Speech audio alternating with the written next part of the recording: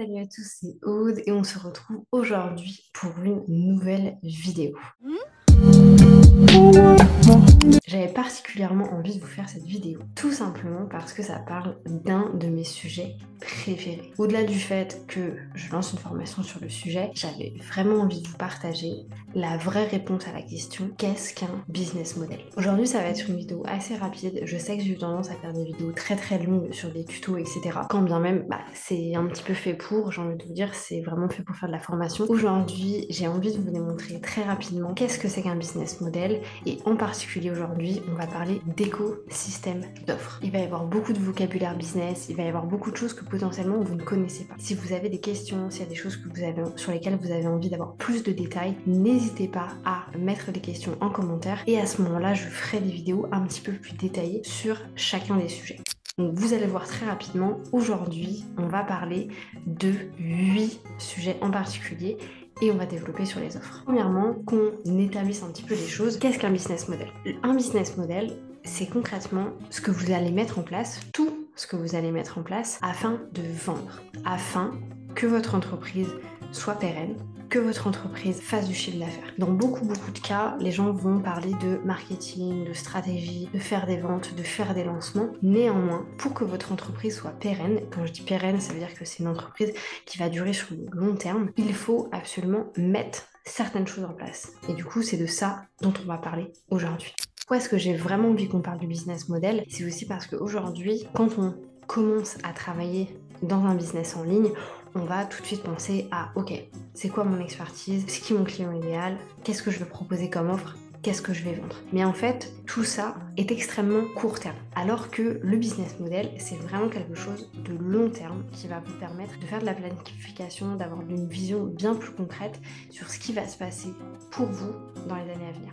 Donc je vous propose qu'on retrouve ce petit schéma. Comme vous pouvez le voir, il y a 8 parties au business model. On va les découvrir les unes après les autres et comme je vous le disais aujourd'hui, on va vraiment aller en profondeur sur les offres. Le pan principal de votre business model, ce qui fait partie vraiment de vos fondations, du socle de votre entreprise, c'est tout simplement vos fondations business. Qu'est-ce que c'est que les fondations business? Donc au-delà du fait d'avoir le business model qui rentre dans vos fondations business, vous avez également la vision, la mission et les valeurs. Ces trois choses-là vont vraiment vous permettre de déjà choisir votre positionnement, de valider la personnalité de l'entreprise et concrètement, c'est ça qui va vous permettre d'avoir un plan très très très long terme. Aujourd'hui en particulier, je vais vous dire quelle est la vision pour mon entreprise. Pour les gens qui ne le savent pas, mon entreprise s'appelle Fondamenta Consulting. Déjà, j'ai décidé de l'appeler Fondamenta Consulting parce que pour moi, les fondations business, c'était nécessaire à 30 000%. Je l'ai vu dans toutes les boîtes dans lesquelles j'ai pu travailler, c'est-à-dire essentiellement Ikea et Decathlon, des gros groupes. C'est que les fondations font vraiment partie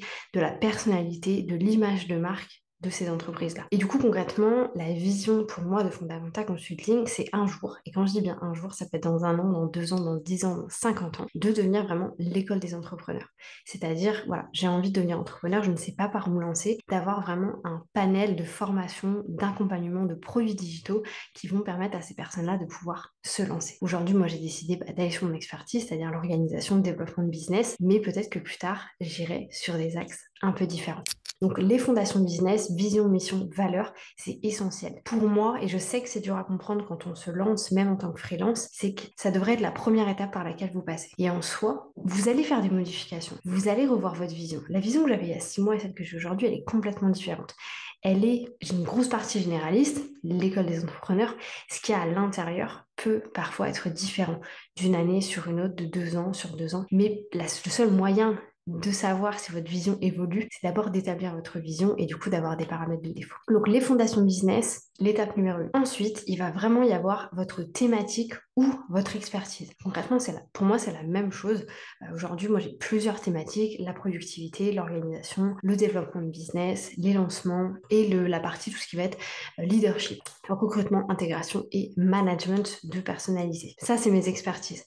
La thématique, ma grosse thématique, du coup, c'est un peu l'organisation, le développement d'un business. Mais c'est essentiel que vous soyez capable de définir ça. Ça m'arrive très souvent encore, et il n'y a aucun souci là-dessus, et là, j'essaie vraiment de donner du feedback, c'est que ça m'arrive encore beaucoup d'avoir des personnes qui me disent « je sais pas trop encore sur quelle thématique aller, je connais pas trop encore mon expertise ». Ça devrait faire partie les premières choses que vous allez mettre en place avec vos fondations business. Quand vous travaillez sur votre vision, ça devrait en faire partie. Donc être capable d'identifier son expertise et ses thématiques, c'est essentiel.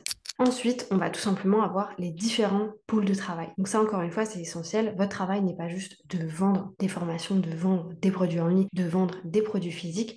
Vous allez avoir énormément de différents pôles de travail. Le marketing, la création de contenu, la communication, le coaching, la formation. Il y a plein de choses qui vont créer vos différents pôles de travail. Ici, c'est vraiment à vous de définir vos différents pôles de travail. Et ensuite, c'est aussi le meilleur moyen pour commencer à travailler sur tout ce qui va être délégation.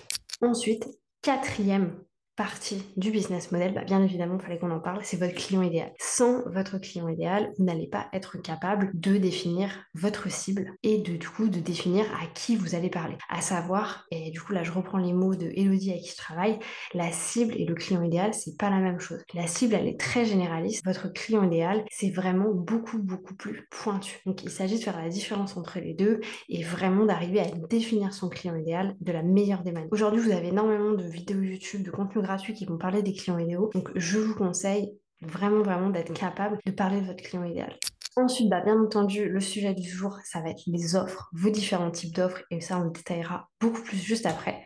On va également avoir toute la partie stratégie. Alors là, du coup, je l'ai appelé stratégie. On pourrait l'appeler marketing, mais en fait, vous allez voir que je le découpe de différentes manières, sachant que pour moi, dans la stratégie, il y a toute la partie aussi vraiment communication. De quoi est-ce qu'on va parler? Comment est-ce qu'on va parler? Les différents canaux de communication qu'on va avoir, etc. Mais je pense que ça sera la prochaine vidéo sur les écosystèmes, donc j'ai pas envie de vous en dire trop ici.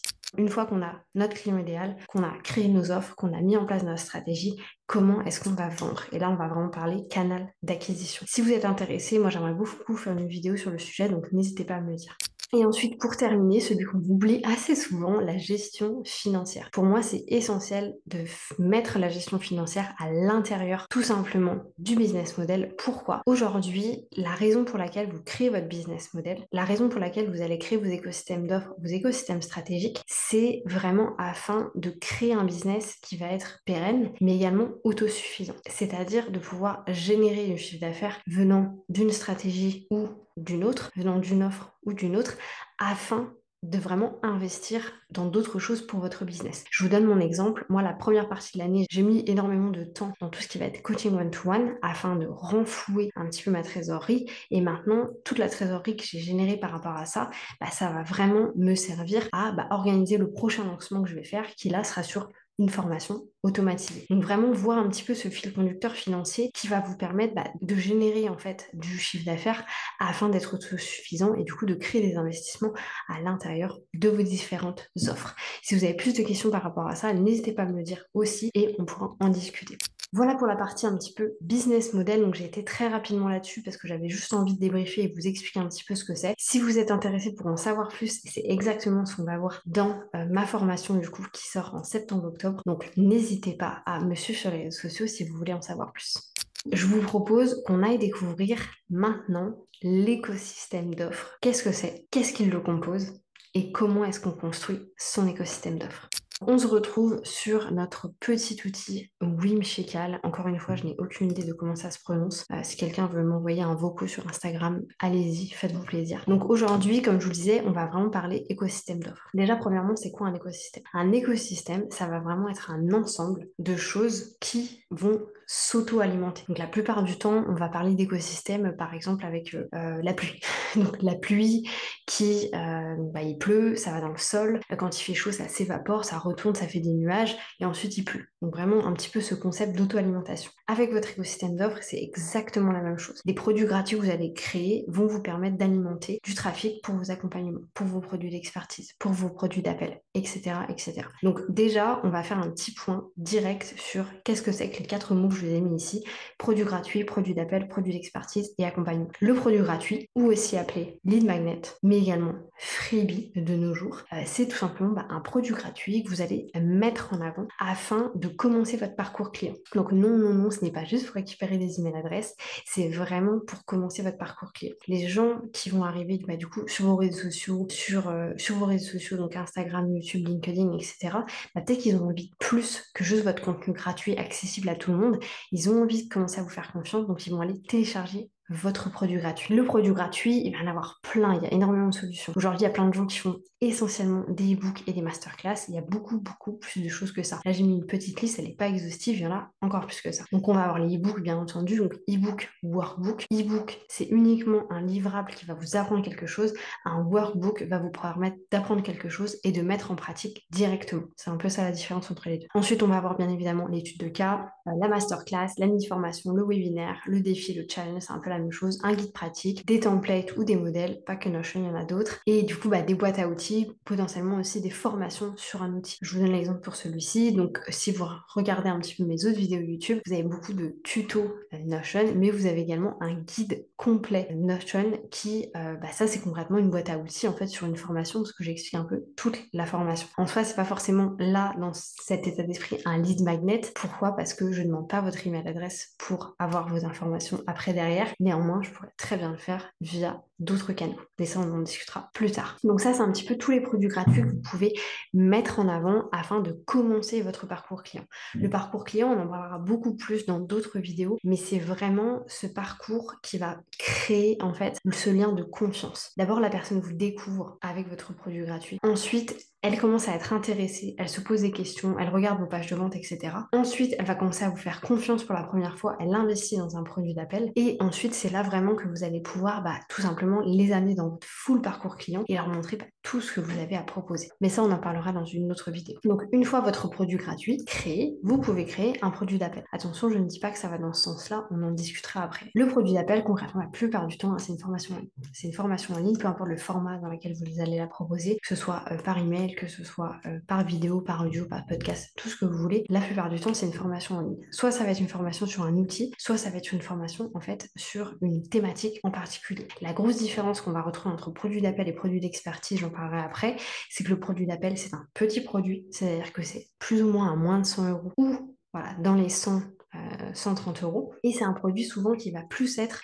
sur un outil, sur une compétence en particulier. Alors que le produit d'expertise, lui, à contrario, va vraiment vous permettre de vivre une transformation de la même manière qu'un accompagnement one-to-one. Donc le produit d'expertise, soit on va avoir uniquement de la formation en ligne, ce qui se fait beaucoup aujourd'hui, soit on va avoir un peu le format hybride. Donc ça, c'est un peu le terme qu'on utilise maintenant. J'ai pas forcément d'autres termes, donc je le mets ici, mais la formation hybride, c'est quoi? C'est de la formation en ligne, c'est potentiellement un accompagnement de groupe, c'est potentiellement un accompagnement individuel en supplémentaire et un accès aussi aux formateurs, que ce soit via un groupe d'échange, une FAQ digitale ou par exemple un accès par message, par WhatsApp, ce genre de choses. Ce qu'il y a vraiment à voir ici, c'est qu'encore une fois, le produit d'expertise est vraiment là pour pouvoir faire vivre une transformation. Si vous avez bien construit votre produit d'expertise, votre formation en ligne, les personnes sont censées vraiment aller jusqu'au bout et ressentir une transformation arriver à la fin. Et comme je vous disais, donc pour le format hybride, la plupart du temps, la formation en ligne est non négociable.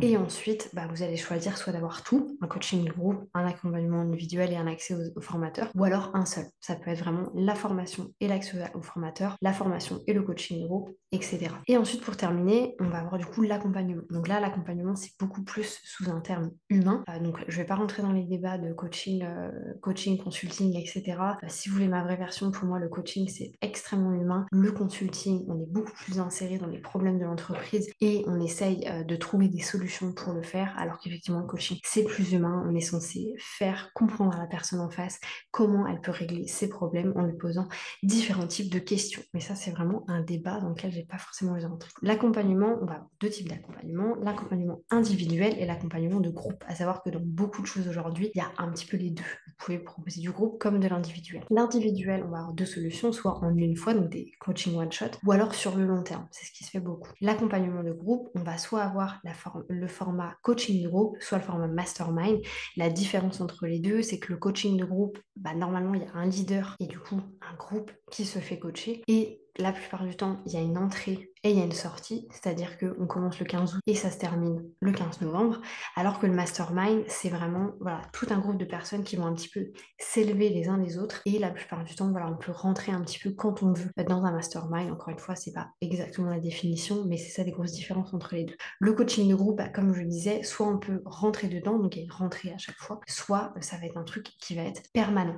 Si ça vous parle, donc pour les personnes qui me suivent sur Instagram, vous suivez sans doute, c'est nanas-là également. Donc on va avoir au niveau coaching de groupe rentrée Clémence de coaching collectif qui fait du coup des rentrées une fois dans l'année. Clémence, elle fait une rentrée du coup en septembre. Donc là, si vous êtes intéressé par ce genre de choses, allez voir son contenu. Je vous donne l'exemple de quelque chose de permanent. Je vais prendre l'exemple de Margot Cunego qui elle a un coaching de groupe qui s'appelle Boost on Biz où on peut rentrer en fait en permanence. Vous pouvez rentrer demain, comme dans 3 semaines, comme dans 3 mois. Vous pouvez rentrer quand vous voulez, à la différence du produit du coup de Clémence où il y a vraiment une rentrée, une date de rentrée et une date de fin. Donc voilà un petit peu sur les différents types d'offres. Bien entendu, on a plus que ça, mais si je devais tout détailler, cette vidéo ferait 3 jours encore une fois, donc ça serait un petit peu compliqué. J'avais dit que je faisais une vidéo courte aujourd'hui. On est déjà à 20 minutes de rush, donc on verra bien. Mais ce que j'avais vraiment envie de vous expliquer aujourd'hui, c'est un peu plus comment est-ce qu'on crée ça? Comment est-ce qu'on crée son écosystème d'offres? Par contre, comment? C'est quoi les étapes? Feedback de ce que moi j'ai pu faire, feedback de ce qu'ont pu faire mes clients et ce que moi aujourd'hui je préconise, c'est dans tous les cas l'étape numéro 1, c'est l'accompagnement. Si vous voulez vraiment comprendre votre client idéal, la seule manière de le faire, c'est en passant du temps avec lui. Donc moi, ce que je vous conseille, c'est vraiment de passer du temps avec votre client idéal. Donc de commencer par faire de l'accompagnement individuel ou éventuellement de l'accompagnement de groupe. Forcément, vous créez votre structure, votre promesse, votre format, etc. Une fois que ça c'est fait, potentiellement, vous avez les informations qui vous intéressent, vous savez un petit peu quelles sont les thématiques, quelles sont les problématiques, les besoins, les attentes de vos clients. Donc là, au même moment, vous pouvez aussi créer votre produit gratuit. Produit gratuit qui est censé hyper spécifique, qui est censé être sur une seule problématique, parce que vous ne pouvez pas faire un produit gratuit extrêmement large, sinon c'est pas intéressant, où il n'y aura pas assez d'informations dans tous les cas, parce que ça reste un produit gratuit. Donc produit gratuit, allez vraiment vers une des problématiques que vous avez découvert pendant l'accompagnement. Ensuite, vous allez pouvoir voir, est-ce que je crée un produit d'appel, est-ce que je crée un produit d'expertise. Si vous vous rendez compte que votre accompagnement individuel, accompagnement de groupe, permet vraiment une transformation extrêmement forte, alors vous pouvez créer via cet accompagnement un produit d'expertise qui va permettre la même chose, mais du coup en beaucoup moins cher. Aujourd'hui, la plupart des gens créent des produits d'expertise, des formations, tout simplement parce qu'ils sont des coachings one-to-one qui sont onéreux, qui sont high ticket si vous voulez, et que du coup, tout le monde n'a pas la possibilité de le faire, alors que tout le monde pourrait être intéressé pour le faire. Donc c'est pour ça qu'on crée des produits d'expertise. C'est exactement la raison pour laquelle je crée une formation qui sortira septembre, octobre, vous en entendrez parler, ne vous inquiétez pas, et qui va du coup justement, alors pas remplacer mon accompagnement one-to-one, mais permettre aux personnes qui n'ont pas le financement pour faire du one-to-one avec moi de le faire via la formation. Et ensuite, du coup, potentiellement, quand vous avez créé votre produit d'expertise, vous pouvez créer votre produit d'appel.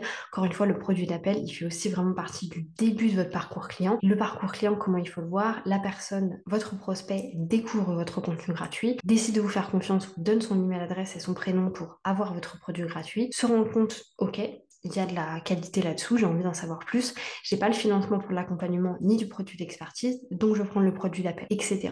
N'ayez jamais la peur que vos clients ne prennent pas. S'ils prennent votre produit d'appel, ça veut pas dire qu'ils vont pas prendre votre produit d'expertise et votre accompagnement. La plupart des gens qui sont en accompagnement one-to-one avec moi sont passés par mon produit d'appel. Donc vraiment par rapport à ça, aucune inquiétude.